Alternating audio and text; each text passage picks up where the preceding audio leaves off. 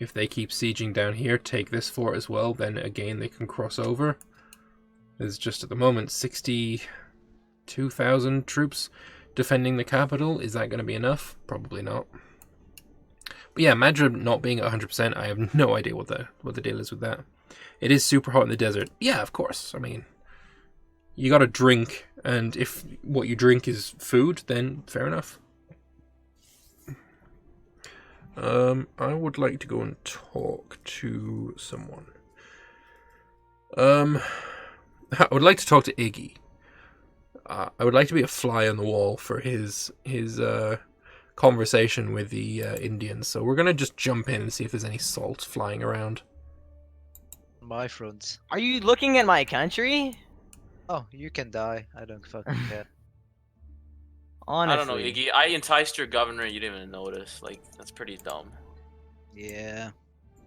Well, I didn't really care. Oh, next time I'm going for your capital, unless you want to reason things out. And maybe now we have a common enemy. I don't know if you noticed this. We have a common enemy. He doesn't listen to that kind of shit. He just doesn't care. He doesn't listen to reason because. Oh, you're just making me. I literally showed you the borders. I was like, this is the borders I want. Accept it, and we'll be peaceful. And you didn't accept my borders. And now look, I can't even do the formable nation because you decided to get help from outside forces. Parthia, Babylon. He's gonna eat you. He's gonna eat you after. He's gonna give all your land to Shul and Escalations, and then look, we're both gonna die. There's no more Indian alliance. Why are you so spiteful? Yeah. Because I don't play hugboxing. I play for my interests. We didn't hugbox you. How was this a hugbox? It was a fair fight. You killed like what? 3 times more than we did, you know? No, but in general, I don't want to hugbox you. I want to play for my interests. That means taking your land, right culture, religion, not going for some Tibet shit. Well, now you can take Madra. Madra's dead. Madra's literally dead. But I mean, I know, knowing you, you're probably not gonna listen to reason, like you never do. No, I just play like I play, and you know. Which is, you know, how's that gotten you? Which is not very smart. How's that gotten you? Yeah.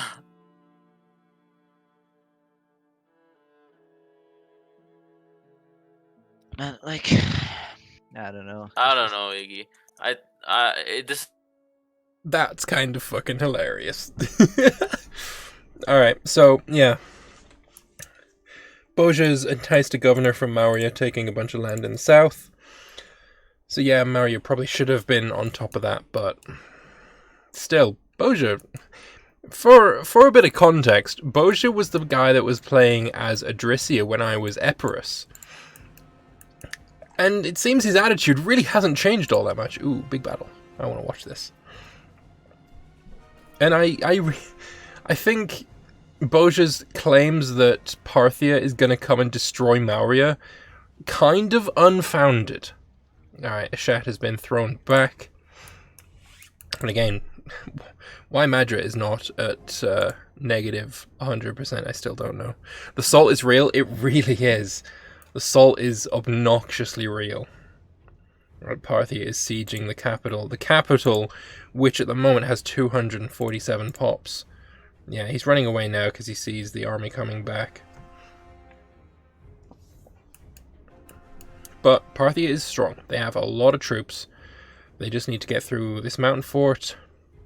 And reinforcements going to come in from the north. He's probably got, yeah, a ton of troops. 90,000 extras. I think probably what they're going to do is get all of these guys together and then all attack at once. He's already going in with 33,000 light infantry. Is this going to be an assault tactic, maybe? I don't know. At the moment, yeah, we see an attack from Alexandru Liman here. He's going in. You'd want to start moving some troops in, because this would be a good fight for you. If you can get this guy to change the tactic in your favor, really punch in the numbers. He's saving a general, which is smart. It's always smart to do defense in depth, or general depth of generals. I always tie my tongue over that. but I say it so frequently. Right, so Parthia losing massive numbers. He's going in with the extra general now. He's retreated another province. There's a lot of reinforcements that could arrive to help out. But you don't want to leave that level 14 here. And I know you're retreating to that province, but now you're not going to have depth of generals because he's going to save the level 12. Your level 14 is going to be involved from the very beginning of the fight. Yeah, and this guy's going to change the tactic in his favor. Something that beats bottleneck, which would be skirmishing or cav skirmish. Which he's gone with skirmishing. And you can't change that because you're level 14, your best general is already involved. You definitely need to win this fight though, so get these guys in, retreat the level 14, push some more troops in to replace. That's the way you win this. He's now doing more damage.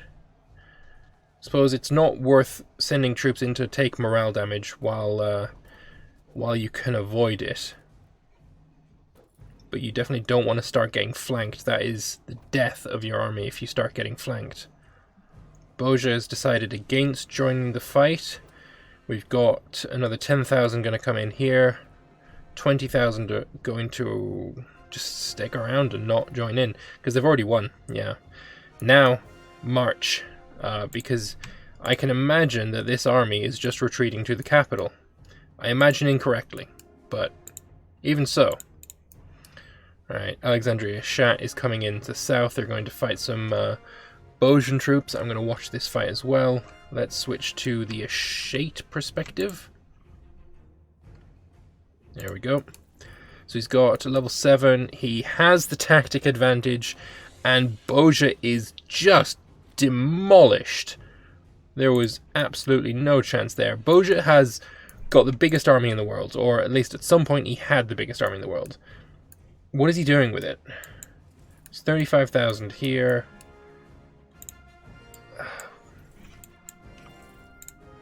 Surely 90,000, 94,000 is not his entire army. He has had way more than that at many points. Some little vassals about to get themselves stack wiped. Or maybe not, but they're going to die nonetheless. Yeah, they didn't get stack wiped.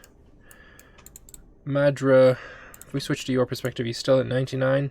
Yeah, there is something going on. They should be at 100% now. I'd just love to know where that 100% is. Where is that last province? Last territory that is unsieged. We go to this perspective. Doesn't really help us. There is no occupations that we see. The entirety of Madra is occupied, and they have not occupied anything from the aggressors. So what is it that is causing it to not be at 100%? All I see is red. I don't get it. I don't get it. What is Boja's tech? Good question. Boja is currently on tech 4. We've got Parthia tech 3. Madra, who cares, tech 5. Liman is on 9. Ishat 13 and Shul on 9. So Ishat has definitely got the tech advantage here. Albion's at war. Who with? Menapia. Yeah. So we're going to see a massive growth of Albion down the... Is this the Rhine? I think it is the Rhine. Yeah, it is. He's going to grow massively down the Rhine. This is the Elbe, I think. River Albis, Elbe. Yeah, close enough. So yeah, massive growth for Albion now as he goes down here. Honestly, if I was him, I wouldn't bother. I would have this as my fortress. All the right culture, all the right religion, and just tech advantage.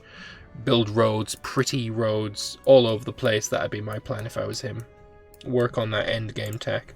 End game advantages. Parthia went in and they lost badly. They actually killed more than they lost though, so at least in that perspective they're doing quite well.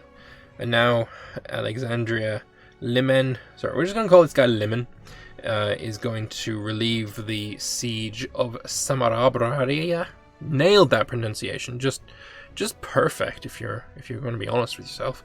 They're going to get thrown away from this fort, I think. It's going to be quite difficult to keep onto this if you don't have reinforcements coming. Oh, but you took it just in time. Even so, if you lose this battle, they can just throw you off it. There's no difficulty there whatsoever. So Limen has the advantage. But Limen is being beaten so far. I mean, they're killing more, but the morale is certainly on the side of Ishat. And Ishat has run away. This should be a quick assault. Is already an assault in progress? Yes. So, yeah, now there's Sint Himanana that he needs to assault, or siege. There is a mountain fort in the north. He's taken the other mountain fort. So now reinforcements from Parthia can go down this northern route. And they can go down here as well. This is bad news for Alexandru Limen. Also, retreating only a single province. If he'd have seen that, this army would be dead. Straight up dead. He's going back for the fort. I assume maybe he's going to assault it again and then run away.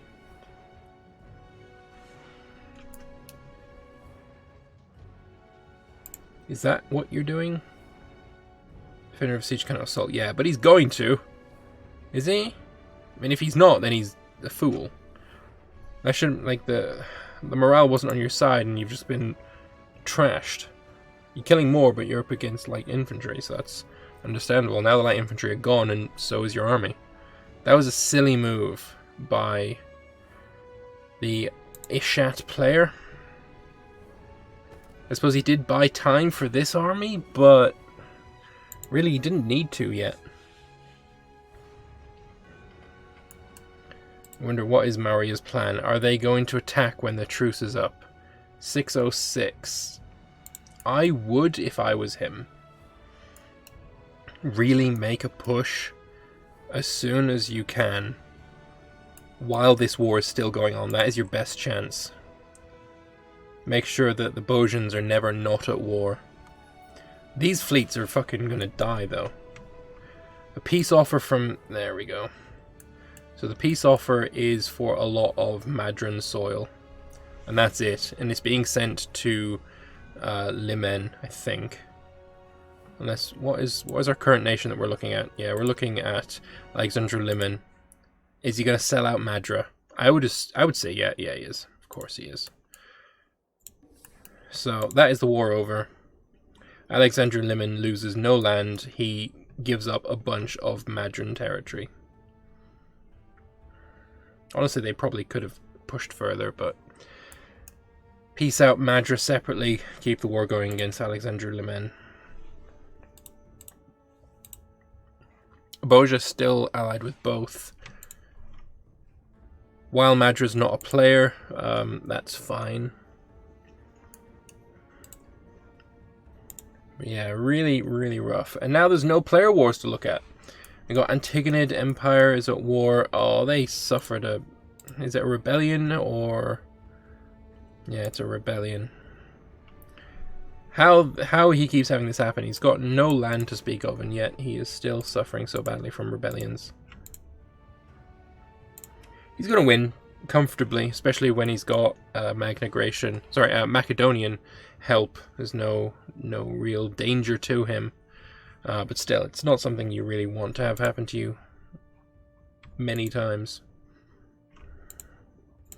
And then we've got here Babylon, not really doing much. The legendary Madran army is still going strong.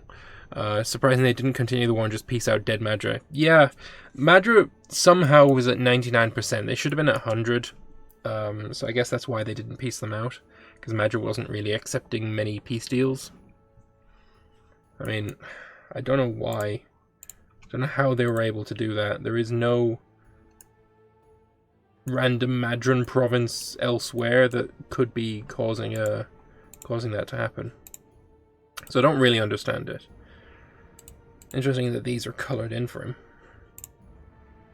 Don't know why that's happening when you do that. Why is this Madran? Is this why there was a problem? Because technically they own this this wasteland and this wasteland.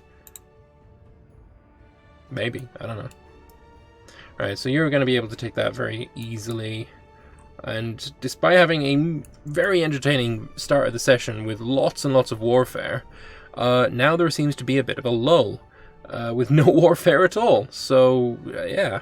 I mean, there is only 5 minutes left of the session, so it does make sense that people would try to avoid starting new conflicts towards the end. Because, you know, Diplo can happen between sessions, and that's always a bit of a danger. So I guess that's probably what's happening here. Everyone's taking a bit of a chill break. And yeah, massive gains for Albion down here. I don't see the real rhyme or reason for it. And I guess Pictonia can eat up the rest of Menapia now. Although if he does, this single little province probably should go to Pictonia. Unless, you know, we see Arvernia wanting his little slice of pie. The Basilius of Madrid was sitting in that wasteland laughing like a maniac. Honestly, probably. Definitely. Hey, Ravax, thank you very much for the lemon. Good, mate. It's much appreciated.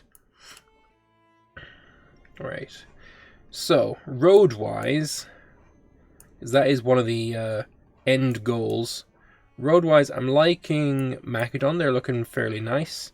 Magna Graecia's alright. That's not bad either. Numidia has none, so never mind. Etruria is really nice. Every single city is connected by fort. He's got roads going through all of the mountain passes. This is a very nice road network that will win points if he can keep it all.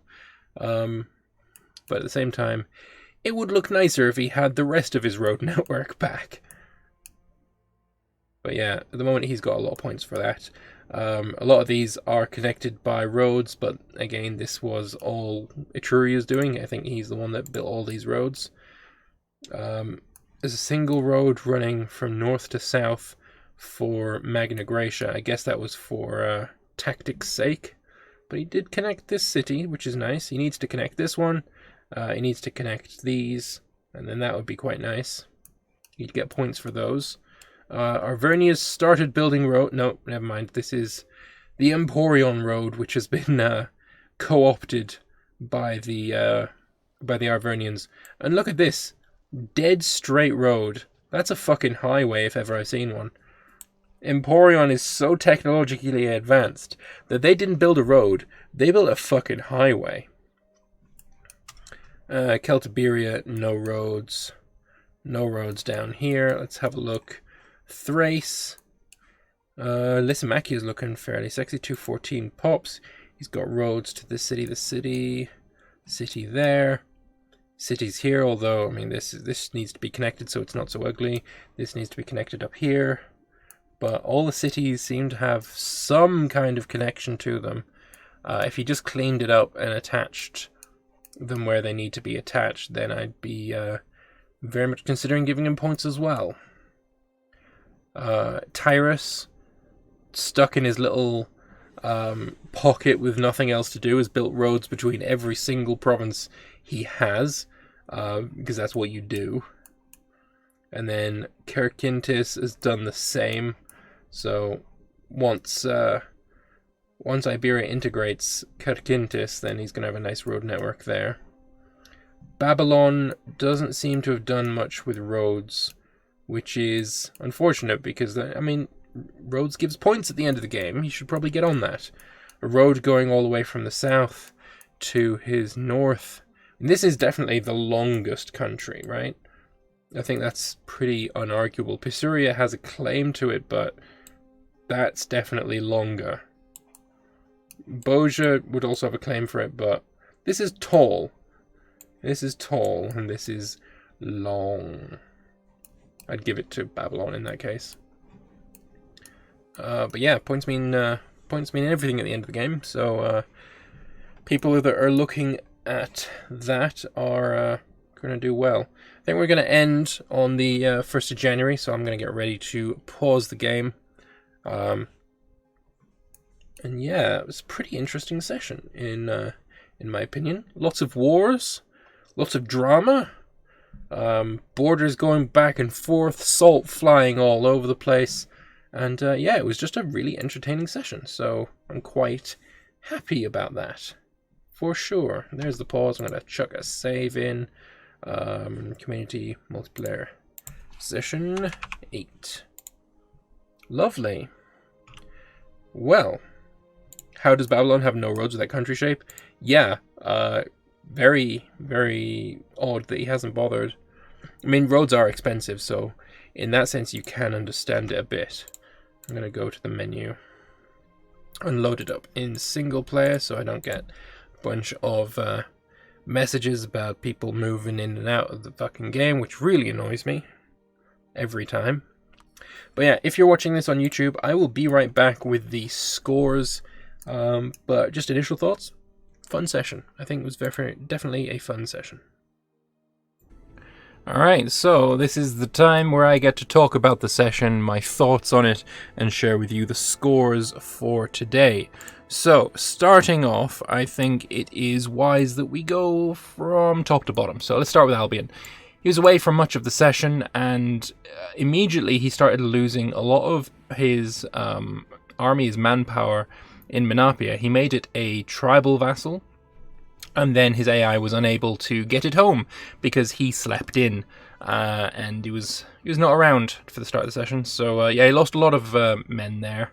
Pictonia, Arvernia, Celtiberia all went to war with Emporion, and they won big. Celtiberia definitely won the biggest. He got a chunk of territory from Emporion, and then he also got some from Mauritania, and he said to me during the chat, you will have heard it, that he got it because Mauritania just decided to give him it. He sent him a white piece, Celtiberia declined, and then Mauritania, clearly wanting to not be at war anymore, not wanting to go in and defend the land, decided to just give it away. So yeah, fantastic for Celtiberia, he gained massively.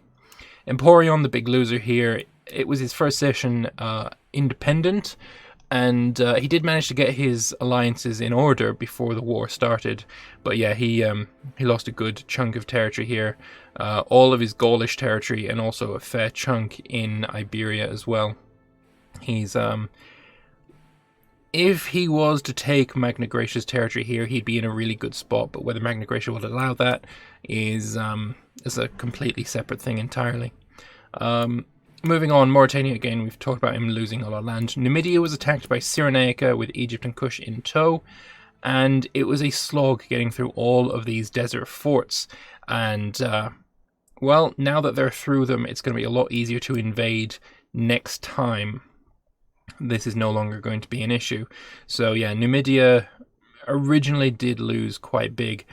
They weren't really able to fight the battles, but then as soon as Emporion managed to get out of his wars, he brought his army south, but by then it was too late and everyone peaced out. Moving up, Magna Graecia versus Etruria.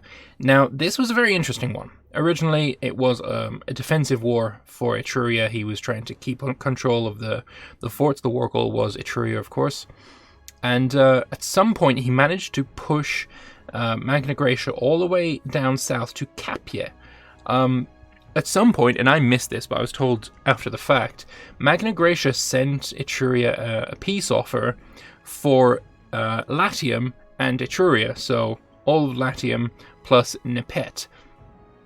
Etruria declined this, not because he wanted more, but because that would have allowed Magna Graecia to take his troops and fight either the Gauls or the Egyptians and really turn the tide against them. And he didn't want to fuck over his saviors, let's say, from that way. So he declined the peace deal, and then once everyone's wars were sort of ended and reinforcements were moving around the place, he enforced the white peace as he'd held on to Etruria for long enough. So that was the way that ended. Macedon missed the start of the session and was subbed by Pontus. Originally, Macedon thought he wasn't going to make it back, so I thought that would have been fine. However, he did make it back, and he got back into his own nation. Pontus is now pretty much dead, and he will be jumping into Athens next session, apparently. They had a war versus Babylon, Pisuria, and Iberia, and it was versus the Antigonid Empire, and Antigonids lost big. They lost a lot of territory. It's not looking good for them at all. Pisiria did a really good job, basically forcing the attention of Thrace to go north. At some point, Thrace did get white-pieced out of the war. Apparently, it wasn't intentional from Thrace. I think I know how it happened. If you leave a white piece offer open for too long, it's going to automatically accept it instead of automatically declining it. So I think that's probably what happened there. But yeah, Thrace got white-pieced out of the war, and Babylon took his slice of flesh. We already talked about these guys. Apparently Egypt and Babylon had a war where Babylon massively won, but I don't really see any border changes. I think it was, I don't know what it was for, to be honest, but Babylon crushed Egypt apparently. Moving further east, we had Gera be a player today. He was the player for the first session, but then hasn't been around. That's why I didn't remember who he was. Apparently he did quite well. He brought an army all the way around through the Pharaoh's Canal and landed in Cyprus, but wasn't able to do much with it once he got there. Before we move on to Parthia, we'll talk about Boja versus Maurya. Boja declared and took his pound of flesh as well. He took one province, forced Maurya to spit out Kucha and Maru, and now Boja is murdering Maru. And apparently he also managed to get a big chunk of Mauryan territory via enticing a governor, so not very good for Maurya. And you will have seen that I was in the chat with them talking to mostly Boja and also just staying a bit incognito. Boja really started complaining way harder than I think is really reasonable as soon as Parthia attacked Alexandru Limen. I really not impressed with that attitude. I mean it's rough to say attitude, but in this case I think it's pretty accurate. You're the biggest country in the game. You're winning so far on points. You're crushing Maurya, who has no allies, and yeah, Parthia attacks your ally. There is absolutely zero reason to cry about that. Really quite disappointed in that, to be honest, and I sound like a fucking disappointed father or something, but still, at the same point, just shut the fuck up, please. Stop whinging. You had nothing to whinge about, so just stop. Anyway, so yeah, Boja took his pound of flesh, and in the war, Parthia versus Alexandru Limen, he forced the AI at the time, Madra, to give a bunch of land to Alexandria Shat and Shul, so Madra is no longer a player. I'm not sure where he's going to go next session. Somewhere, perhaps, we'll have to figure that out for him. But yeah, that was the session. I think it was a decent one, for sure. There was a lot of warfare, and that definitely makes sessions a lot more interesting. I saw a lot of very nice tactical play, depth of generals, that sort of thing. So I was very, very happy to see that. And how about we look at the scores? So if I open this one here, these are the current scores. You can see in first place we have Celtiberia doing very, very well for himself, gaining 27 points. We got Babylon in second place, gaining a lot of points as well, 15 points for him. Shul did really well, gaining himself 12 points. 10 points go to Boja and Alexandria Ishat, both doing very well as well, versus Madra and then versus Maurya. Then with 8 points apiece, we have Thrace, who took a bunch of land from Pontus. We have Arvernia, who took a bunch of land from Emporion, and then we have Albion, who took a bunch of land from both Pictonia and Menapia. So, those are your points. That is your session. I hope you enjoyed it. I certainly did. And please stay tuned for the next session, which should be coming up, tomorrow for you, next week for me. If you want to see these sessions live, then they are live on dlive.tv/Lambert2191. We stream it every single Sunday at 8 p.m. British time. So if you want to see them live, head on over there at that time. And yeah, it's fun, and I'm really enjoying it. And more people in chat is always going to be a benefit. So please do. Thank you all very much for watching. Hope you enjoyed it, and I will see you guys in the next one. Bye-bye.